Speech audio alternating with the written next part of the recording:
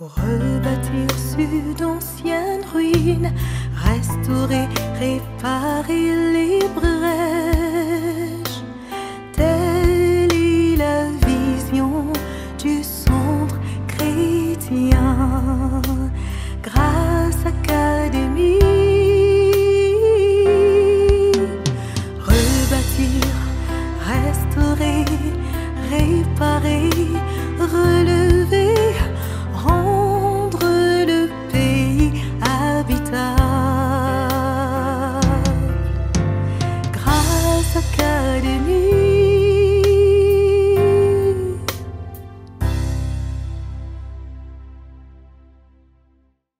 Dieu a mis en toi ce qu'il faut pour que tu puisses t'étendre, te reproduire. C'est ça, soyez maître de tout ce qui vit. Si tu ne sèmes pas, si tu n'enterres pas ton grain, ça ne va pas pousser.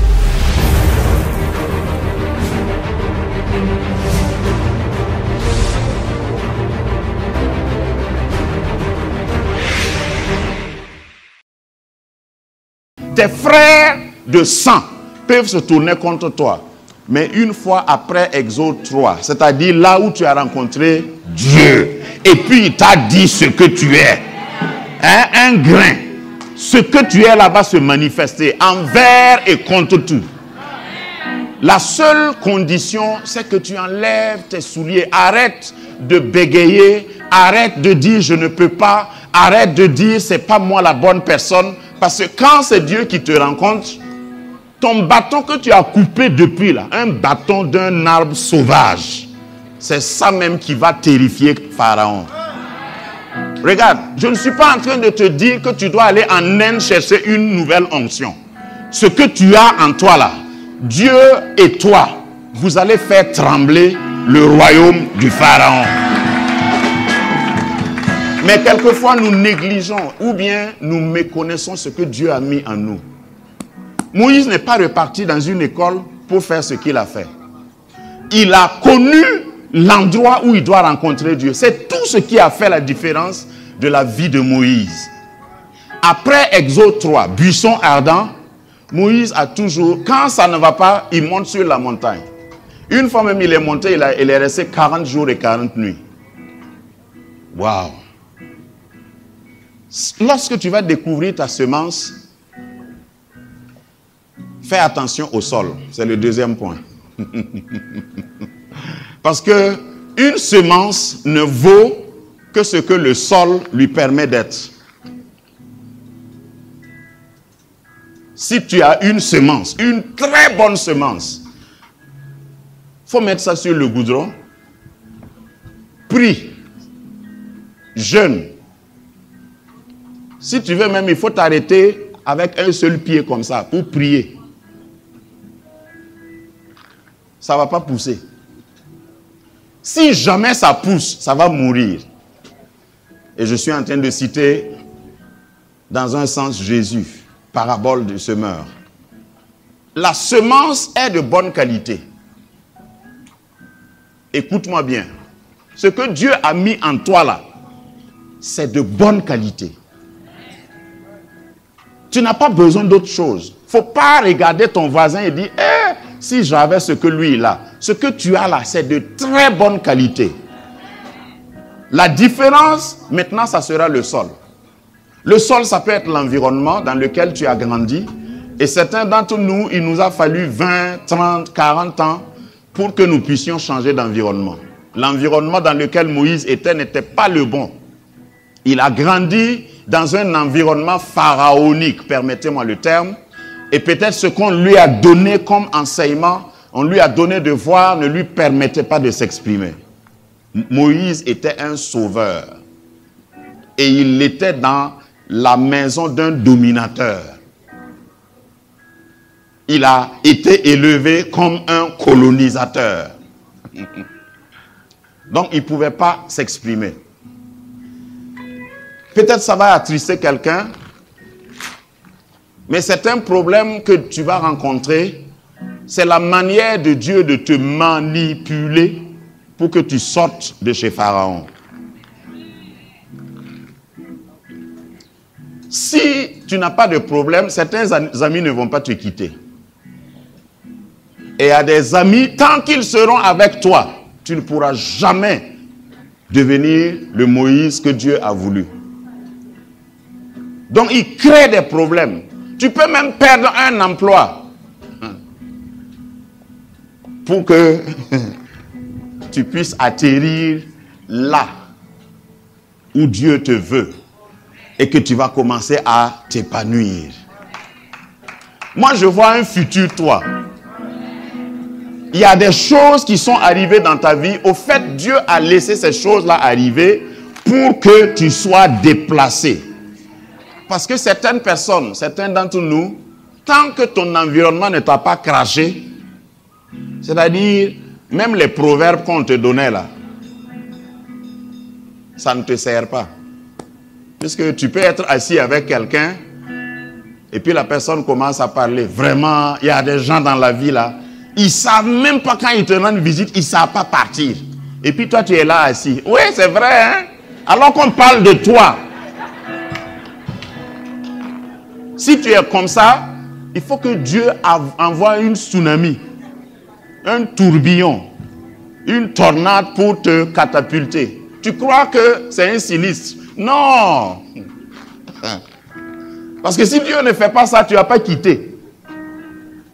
Ou bien les gens ne vont pas te quitter.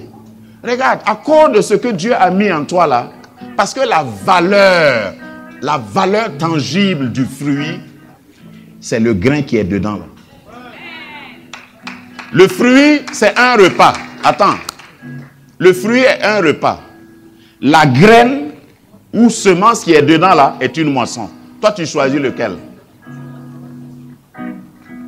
Entre un repas qui peut-être ne pourra même pas te satisfaire et une moisson. Examine le sol. Sur le plan pratique, dans ta vie, il y a des gens que tu dois rencontrer pour que tu puisses aller à la prochaine étape. Ça, c'est obligatoire. C'est un principe biblique. Regarde, tu ne peux pas réussir tout seul. Et je suis peut-être un des fous que Dieu a envoyé sur ton chemin pour te dire ça. Parce que quand je dis comme ça là, je peux même crier parce que je sens ça dans mes os. Il y a des gens qui s'asseyent avec des gens qui ne... Si vous lisez le psaume 1, on parle encore de lieu. Heureux l'homme qui ne marche pas, heureux l'homme qui ne s'arrête pas, heureux l'homme qui ne s'assoit pas avec des mauvaises compagnies. C'est ça qui donne le résultat au verset 3. Tout ce qu'il fait lui réussit. Il y a des gens avec qui tu marches, c'est pas que ta semence n'est pas bonne, c'est pas que ton grain là n'est pas bon. C'est l'association, c'est l'environnement, c'est le sol. Maintenant, comment connaître un bon sol?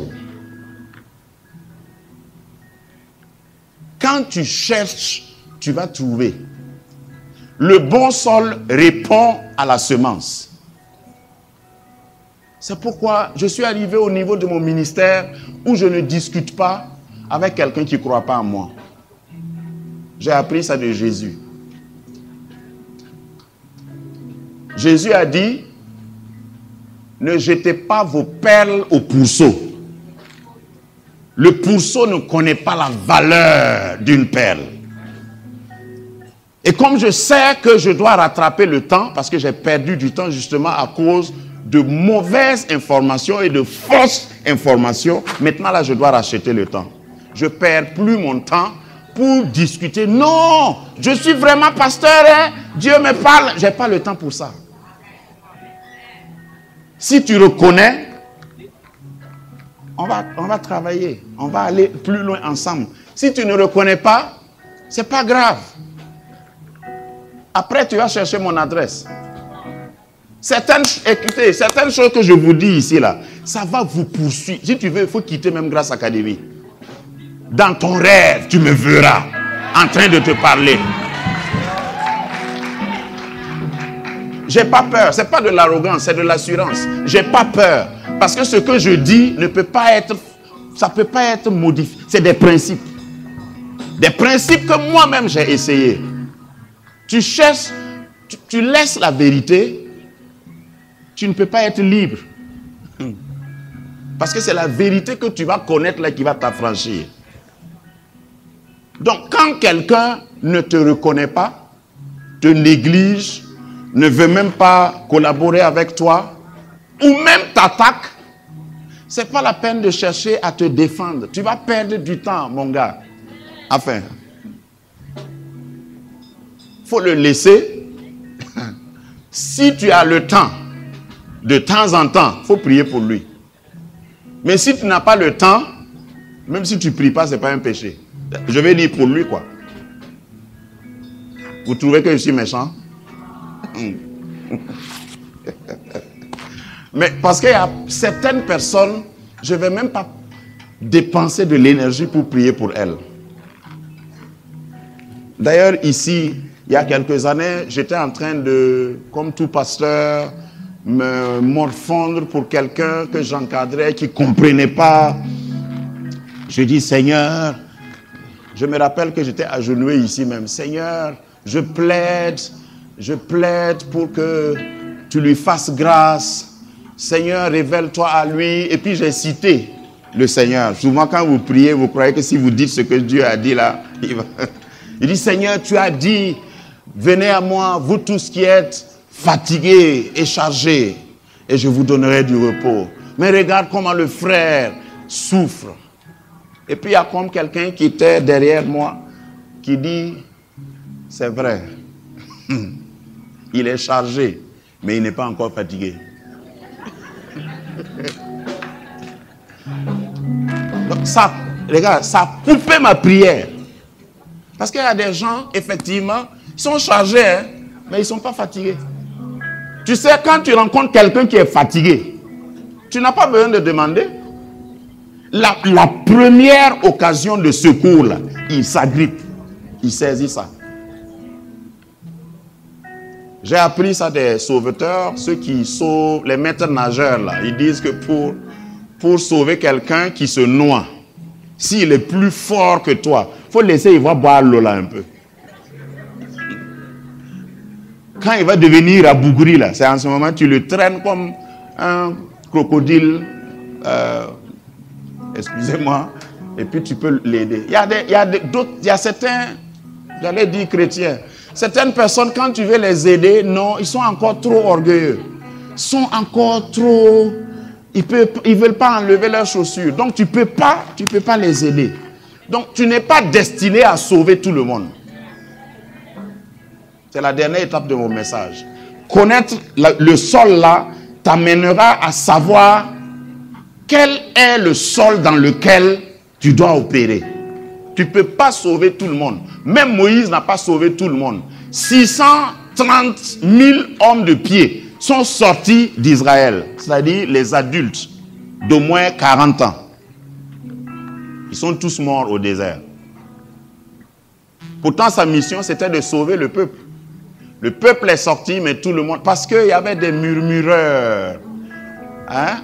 Et comme a dit quelqu'un, celui qui murmure construit 2 murs. Mur. Tu ne peux pas l'atteindre. Il faut le laisser. Murmureur. Des chrétiens murmureurs. Toi, tu as 2 blocs de murs en béton entre toi et le Sauveur. Tu fatigues les gens. Quand tu seras fatigué, en ce moment, on pourra t'aider. Donc, le terrain est très important. Pratiquement, puisqu'on parle de semences, parce que quand je suis sûr que quand j'ai commencé à dire semences, quelqu'un pensait à offrande. Au début, là. Dis à ton voisin, c'est vrai. Moi-même, j'ai pensé que c'était offrande. Je ne parlais pas d'offrande. Je parle de ce que Dieu a mis en toi. Parce que la meilleure offrande que Dieu attend, c'est toi. Ce n'est pas ton argent. Regarde, ici, quand je prends le temps de parler tout le temps, parce que Dieu m'a interpellé, il y a tellement de manipulations autour de ce terme semence. Semence. Il y en a qui disent sacrificiel, il y en a qui disent assassin, ou bien il n'y a pas semence, cadavre, semence sacrificielle. Non, c'est pour attirer votre attention. La semence, la vraie, c'est ce que Dieu a mis en toi. Parce que quand Dieu te rencontre, même si c'est un bâton que tu as, il est intéressé par le bâton. Parce que le bâton est tenu par toi. C'est pas que le bâton a un pouvoir, mais le bâton en ton contact devient une terreur, une arme de masse destruction. Le même bâton là a mis au chômage tous les magiciens d'Égypte. Parce que chacun est venu avec son bâton, le bâton de Moïse a avalé tous les autres bâtons. Donc les magiciens ont été renvoyés. Ils n'avaient plus de salaire. Ton bâton va dominer tout concurrent. Ton bâton va prendre le dessus sur tout autre bâton qui a essayé de prendre ta place. Lorsque tu vas découvrir ton terrain, ne quitte plus ce terrain. Regarde, ton terrain, ça peut être même ta famille, ça peut être ta femme, ça peut être ton mari, ça peut être l'église où tu es, parce que ça c'est très important. Tu ne peux pas prospérer dans toutes les églises. Si tu veux enregistrement, va me citer comme tu veux. Tu ne peux pas. Au début de l'année passée, quelqu'un est venu me voir, un de mes fils dont je tairai le nom. Il a dit, c'est depuis que je suis venu dans ce ministère que j'ai commencé à rêver grand. Je dis, comment ça? Il dit, j'ai terminé ma maison. Parce que j'avais peur de terminer, parce que la maison que j'ai commencé là était plus grande que la maison de mon pasteur. Et j'avais peur. Vous savez, vous me regardez comme ça, mais vous savez ça, non? Dans certains villages, si tu as qu'est-ce que je vais dire? Une voiture plus luxueuse que la voiture du chef.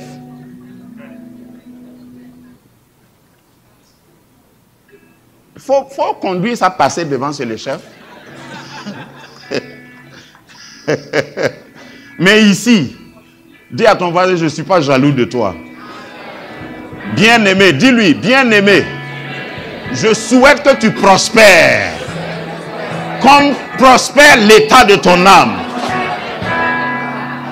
Si tu n'es pas dans un environnement comme ça, même porter un pain de 4000 francs, tu sors regarder d'abord, ou bien tu te renseignes. Est-ce que la femme de l'oncle là est là-bas? Si on dit oui, tu sors avec le pain de 1986. Parce que gare à toi. Si tu te présentes là-bas coquette, ok, tu veux te mesurer avec eux. Donc, ce n'est pas sur tous les terrains que tu peux prospérer. Au moment où tu pousses sortir là, peut-être prochainement, je parlerai de ça dans un autre cadre. Parce que la semence, au début, est très vulnérable. Quand elle commence à pousser là, elle n'a pas de force, il n'y a pas de racines. Même un oiseau peut prendre ça. Donc, ton environnement est important. Là où tu fais le culte, tu reçois tes instructions. C'est très important. C'est à cause de ça que la Bible, Jésus dit, ceux qui enseignent là seront jugés sévèrement. Et moi, j'ai décidé d'échapper à ce jugement. C'est pourquoi je vais vous dire la vérité. Celui qui veut, c'est ça. Celui qui ne veut pas, c'est ça. Si tu veux, je prêche. Si tu ne veux pas, je prêche. Parce qu'il y a une convocation qui m'attend. Si tu ne fais pas attention à ces choses, parce que église n'est pas église. Je n'ai pas honte et peur de le dire. Tu es sous certaines onctions, c'est des onctions d'âle. Voilà. Si tu veux t'élever, hé, tu vas où? Descends là-bas. Toi, tu es venu tout de suite là, et puis tu veux nous dépasser ici. Ça ne va pas, non, regardez-moi ça. Et puis, et tu appelles ça humilité. Ce n'est pas humilité, hein. On a programmé ton rabougrissement, ta destruction.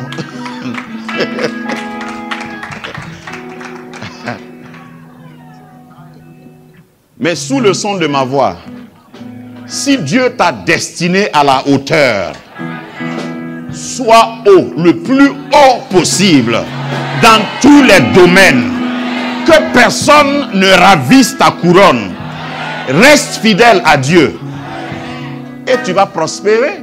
Tu vas réussir. Dieu me met à l'esprit de dire, merci de vous asseoir, de dire quand même quelque chose sur la semence là, semence don là. Parce que ce que je viens de dire s'applique à ça aussi. Don. Il y a des gens à qui tu donnes et puis ta main sèche.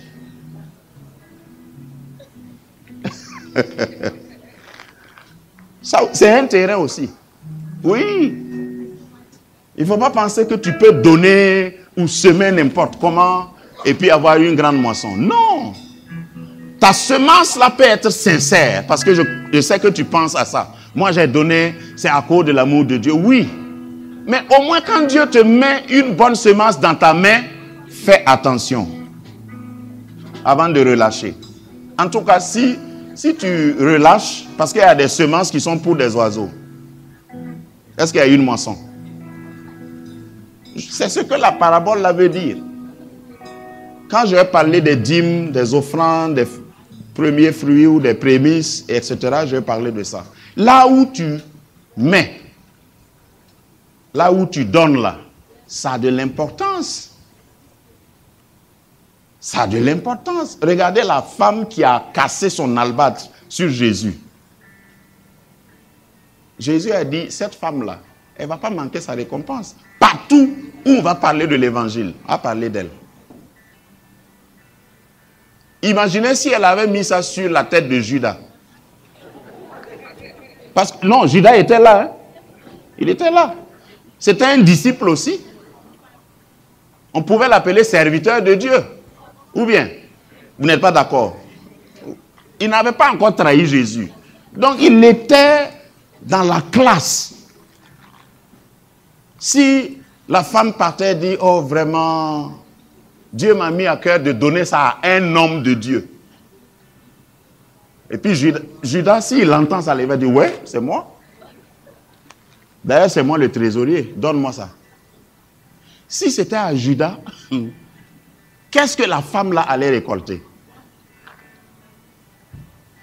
Peut-être on allait citer son nom à l'enterrement de Judas. Le frère que vous voyez couché ici est mort par pendaison, mais vraiment, pendant son ministère, il a quand même accompli des choses.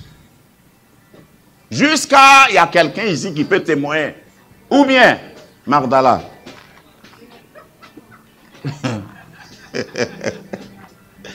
Enfin, quittons ça. Je vais simplement laisser ça sur ta pensée. Chaque fois que Dieu met une semence dans ton cœur, prie. Prie et laisse-toi guider par Dieu. Mais il y a aussi des principes. Je viendrai sur ça plus tard. Il y a des principes et des indications. Parce que tu ne peux pas s'aimer partout et puis récolter.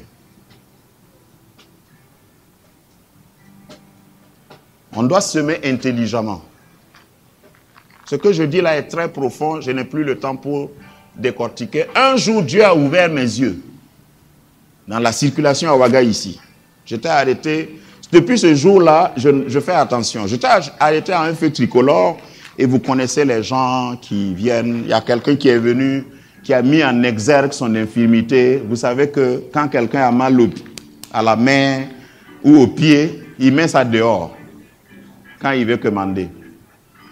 Donc il est venu bien exposer ça. Et puis j'étais prêt. J'avais 500 francs posés, je voulais lui donner. Et le Seigneur m'a dit, il faut faire attention. Lui là, ce n'est pas un être humain. Ne lui donne pas ce que tu as. J'ai remonté ma vitre doucement, parce que je l'avais presque descendu. Et j'ai regardé tout droit devant moi. Ça peut vous choquer, mais ce sont des réalités spirituelles. Il y a des gens qui sont envoyés, souvent. Peut-être même devant votre porte. Tout ce qu'ils veulent, c'est quelque chose de ta main. Et ils vont aller travailler ça contre toi. Oh, on n'a pas ça dans les églises. Je n'ai pas dit qu'on a ça par... Non. Yeah. Qui suis-je pour dire ça? J'ai pas dit ça, hein. Ok. J'ai dit à un feu tricolore. J'ai pas dit dans l'église. Que celui qui a des oreilles pour entendre, entendre. Lorsque Dieu parle, les sages reçoivent, écoutent, analysent. Il faut faire attention. Si la semence, comme on a lu la semaine passée dans 2 Corinthiens, si la semence vient de Dieu, Dieu donne de la semence au semeur. Lorsque c'est Dieu qui te donne, fais attention à qui tu vas donner, là où tu vas semer. Amen. Je prie que tu réussisses. Que personne ne néglige la semence que Dieu a mis en toi. Parce qu'il n'y a pas de plus belle semence dans ton environnement que toi ou comme toi. Je demande que Dieu arrose et préserve ta semence. Parce que semer obéit aussi à des saisons et tu ne vas pas semer dans la mauvaise saison ni dans le mauvais sol. Que la grâce de Dieu t'envahisse, te donne le discernement pour que tu puisses semer stratégiquement, semer sagement et que ta récolte soit abondante. Oh, je vois des gens ici récolter. Regarde, tu vas récolter malgré l'opposition, malgré ce que l'ennemi a programmé comme échec. Tu vas enjamber tous les échecs et tu vas récolter en ta saison. Reçois cette grâce et va dans la paix du Seigneur. Amen. Bonne semaine.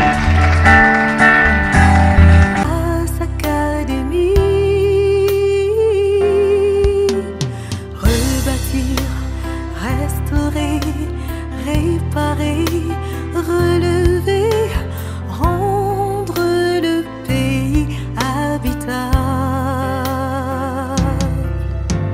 Grâce Académie.